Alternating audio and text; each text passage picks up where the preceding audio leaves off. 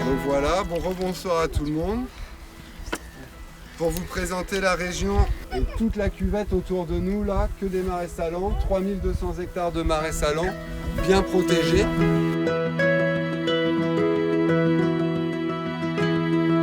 On a 230 oiseaux qui passent en migration. C'est beaucoup, hein? Non. Non, 230 oiseaux. Mais pas juste 230 espèces d'oiseaux qui passent. Ah oui, des espèces. Ah. C'est mieux. Et donc du fois, tu vois, les bernaches, tout ça, ça arrive par dizaines de milliers. Est-ce que vous avez une petite idée de qui aurait pu créer, façonner ce paysage? On a le droit de dire des bêtises, on est en vacances. Allez, dis-moi une belle bêtise.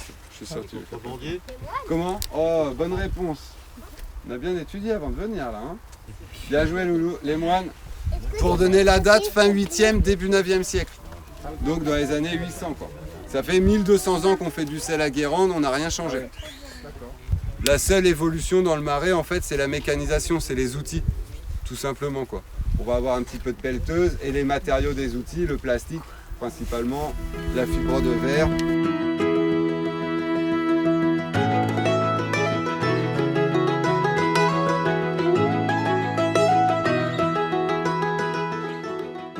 Pourquoi les moines y sont venus là? Le soleil, l'eau de l'océan, le vent, l'argile, principal élément. L'argile, qu'est-ce qu'elle a de particulier cette argile? Eh ben, elle est étanche et réfractaire. Réfractaire, elle va emmagasiner la chaleur et la redonner. On est dans un petit four.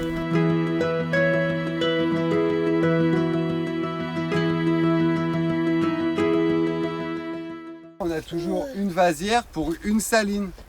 La vasière, la réserve, la saline, la partie productive. On peut avoir une vasière pour 3-4 salines, mais l'un va pas sans l'autre. On ne peut pas prendre l'eau directe à la mer pour commencer à la faire travailler. Et si j'ai besoin d'eau, comme aujourd'hui il ne pleut pas beaucoup, et ben moi je vais rouvrir mon eau. Automatisé, tout, robot, machine. Voilà. Ça marche très bien quoi. 1200 ans, ça marche toujours. L'hiver du marais, c'est septembre, fin de récolte, à janvier. En septembre, on ouvre les bouchons, comme je viens de faire là.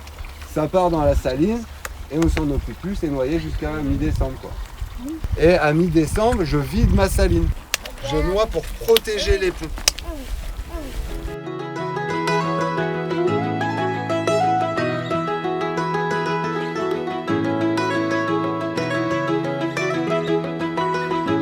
Il y a le gros sel collé à l'œillet et la fleur de sel, elle, qui monte à la surface entre deux eaux, qui va monter au fur et à mesure de la journée en fait, et hop, ça cristallise à la surface la fleur. La fleur a jamais touché le fond. Ben, on va récolter le gros sel d'un côté, la fleur de sel d'un autre. La fleur de sel en premier et avec la lousse. La lousse à fleur de sel. La lousse, ça sert à cueillir la fleur. Cueillir en fait, vous voyez, tout simplement un panier en inox, un manche de bois.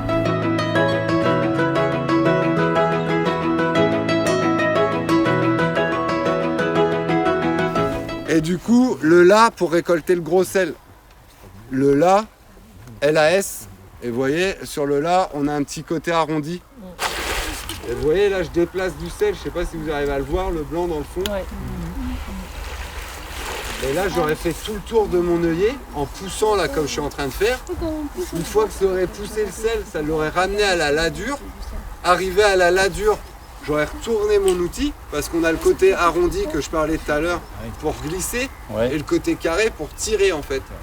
Et là je pousse d'un côté, tac tac, je ramène comme ça à mes pieds de la ladure. Une fois que mon sel est arrivé bien à ma ladure, je laisse s'égoutter, sécher et hop, je tire comme ça et je trousse mon sel. Trousser le sel, c'est le sortir de l'œillet, tout simplement.